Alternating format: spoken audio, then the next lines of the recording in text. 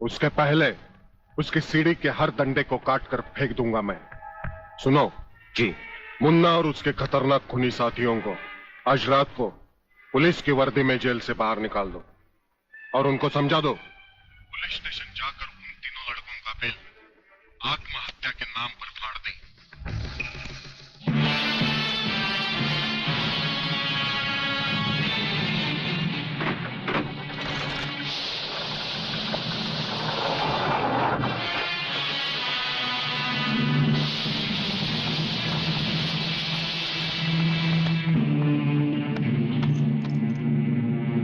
Telephone का wire काट दो,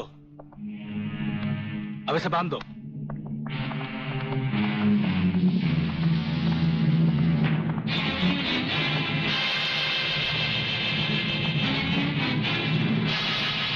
डरो मत, तुम्हारी जमानत हो चुकी है। हम लोग तुम्हें रिहा करने आए हैं।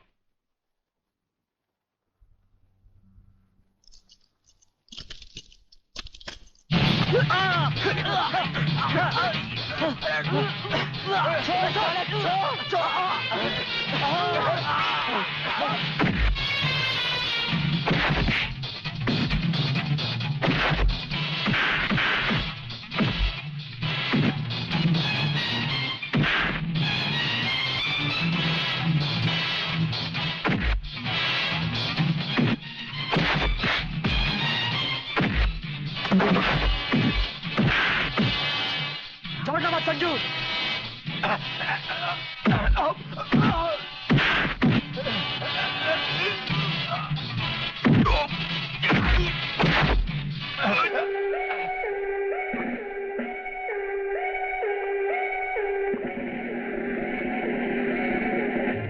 क्या बकते हो? किसने बताया तुम्हें?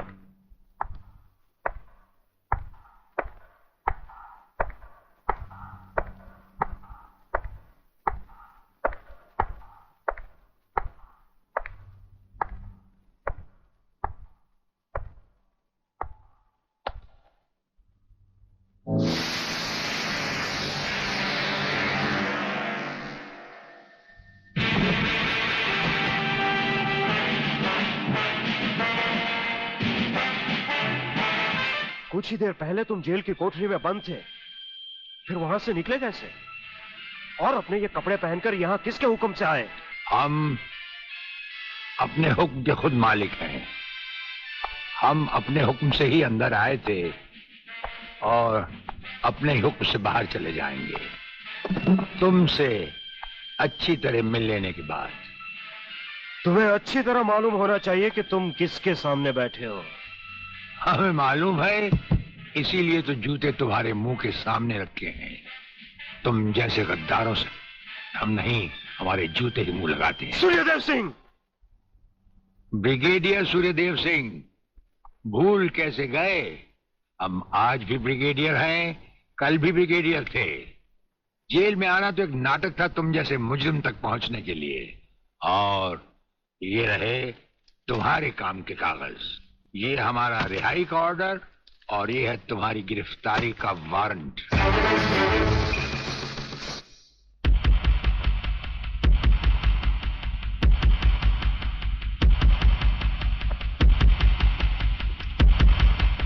याद करो वो दिन जब तुमने ये वर्दी पहनने से पहले एक कसम खाई थी।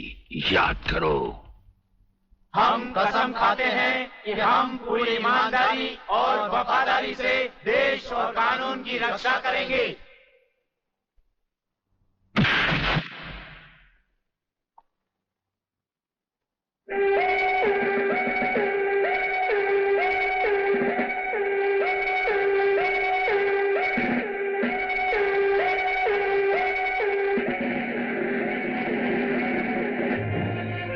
इन नंगों की बारात में ये वर्दी वाला दूल्हा नहीं जाएगा वागले। इसके भी कपड़े उतार डालो।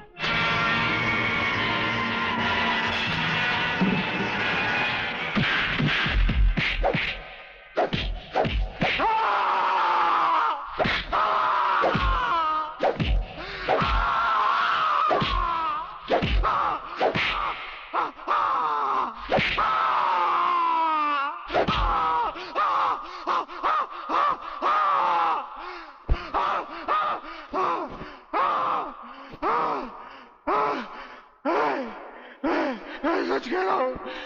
मैं बेकसूर हूं। प्रलयनाथ के बारे में मैं कुछ नहीं जानता। बेहोश होने से पहले 3 बार, होश में आने के बाद 3 बार तेरा इसी तरह इलाज करता रहूंगा।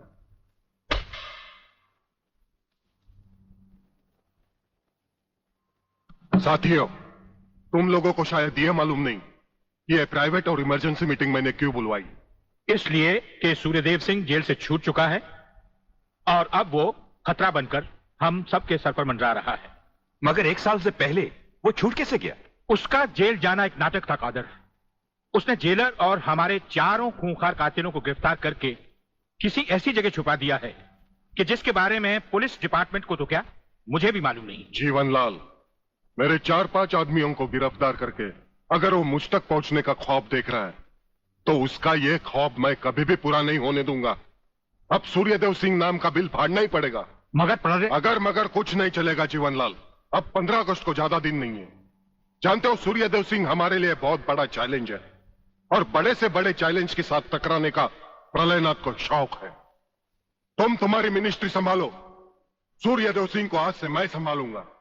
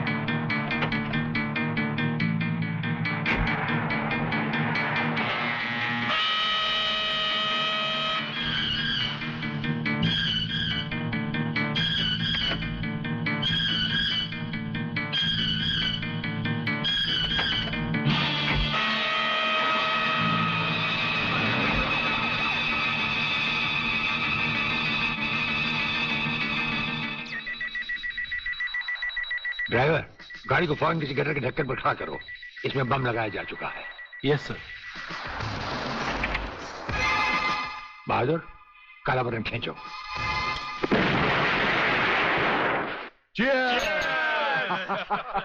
पियो, आज जी भर कर पी लो।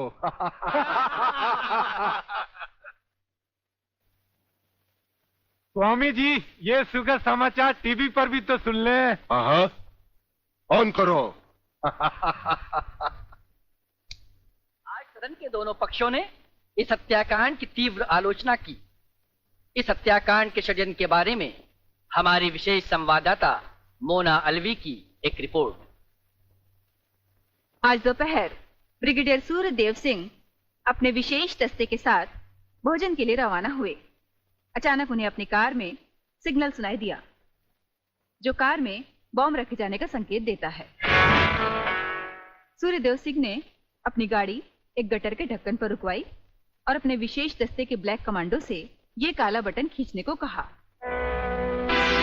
इससे गाड़ी के नीचे का हिस्सा साइड में खिसक गया और धमाके से पहले ही ब्रिगेडियर सूर्यदेव सिंह अपने आदमियों के साथ ही भूमिगत हो गए।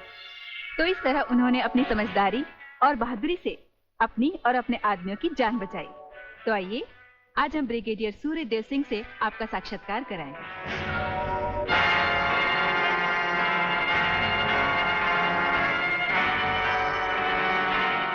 ब्रिगेडियर साहब, क्या आप हमें बताएंगे कि इस साजिश में किसका हाथ है? हाँ, हाथ होता तो कभी का काट चुके होते हम। ब्रिगेडियर साहब, आप हमारे दर्शकों को बताएंगे कि इन देशद्रोहियों ने आप पर हमला क्यों किया? जाहिर है कि हमें जीवन दान देने के लिए नहीं, हमारी जबान भी हमारी गोली की तरह दुश्मनों से सीधे बात करती है, टीवी पर नहीं।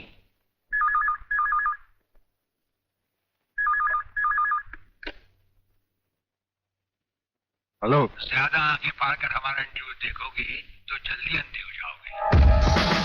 ये समाचार देखने का नहीं, पैगाम सुनने का वक्त है।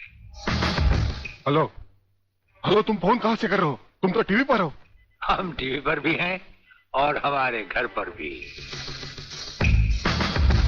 गेंडा स्वामी, ये टाइम बम का खेल हम तब से खेल रहे हैं जब तुम्हारे बाप दादा अपने बालों में खिजाब लगाते थे। याद रखना, तुमने सिर्फ एक टाइम बम फिट किया था जो हमारा बाल भी बैंका न कर सका, मगर हमने तुम्हारी मौत के लिए इतने बम तैयार कर रखे हैं जो तुम्हें तो क्या, तुम्हारे पालतू कुत्तों को भी बचने का टाइम नहीं देंगे।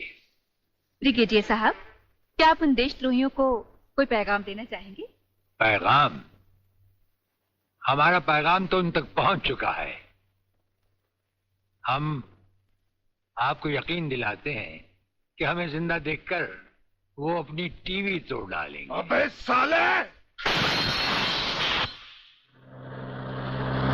सर, ये क्या है? इतनी देर से गाड़ी चली जा रही है, आप खामोश बैठे हैं, बता नहीं रहे हम कहां जा रहे हैं, कौन से मिशन पे जा रहे हैं? मिशन है हमारा जन्मदिन। अरे, हमारी राजपूताना रेजिमेंट हमसे बहुत प्यार करती है वागले, और वहां के कुछ जूनियर और सीनियर अफसर मिलकर हमारे जन्मदिन को बड़े शौक से मनाते हैं। वो रेजिमेंट कहीं भी हो, हमें वहां जाना होता है, और साल में एक दिन जिंदगी के गम और फर्ज भुलाकर उस रात हम नाचते हैं, गाते हैं और सरूर में झूमते हैं। Very good, very good. लेकिन सर, मैंने आज तक इस बला को मुंह से नहीं लगाया। हाँ वागले, लेकिन आज हमारे साथ पहली बार तुम इस बला को मुंह से लगाओगे और चूमोगे भी, और फिर हमारे साथ गाओगे, नाचोगे। सर, नाचने गाने की बात तो ठीक है, लेकिन कहीं मैं पी के लुढ़क गया तो? अरे वागले, ये कंधे किस लिए हैं?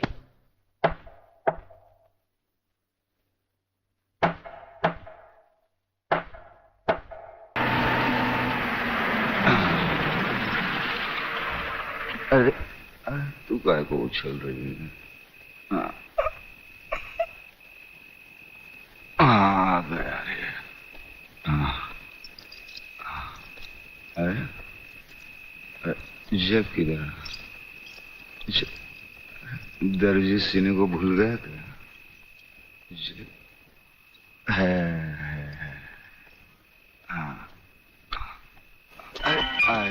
आहिस्ता आहिस्ता। आ गया।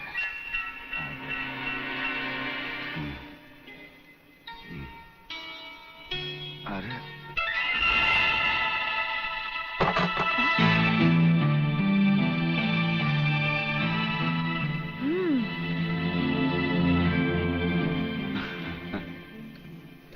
हंस क्या रहे हो? ये कोई घर आने का वक्त है? वो क्या बात है कि शांति, मैं तुम्हारी कोई भी बात सुनना नहीं चाहती। भूल गए? आज तुमने कहा था कि घर से खाना बना कर लाना, हम लोग साथ में खाना खाएंगे, और आ रहे हो अब? वो बात हमने जानी है ना, जानी। ये क्या? तुमने दारू पी रखी है? तुम दारू भी पीते हो? वो बात ये है कि शांति, अरे तेरे झुमके कितने मोटे। खबरदार अगर मुझे छुआ तो। मैं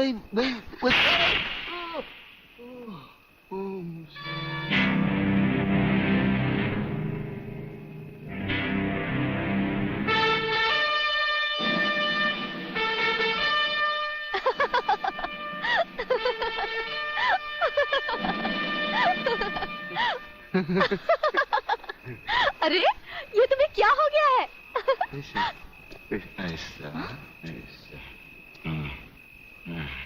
नीला। अरे, नीला ब्लाउज। ये क्या कर रहे हो? मैं हूँ शांति। शांति, शांति, तुम्हारे हाथ बहुत खूबसूरत है। इन्हें गलत जगह मत उठाओ, मैले हो जाएंगे। अच्छा, तो तुमने जागते हुए कोई ख्वाब देखा? कहीं ये तो नहीं देखा कि मैंने तुम्हें थप्पड़ मारा?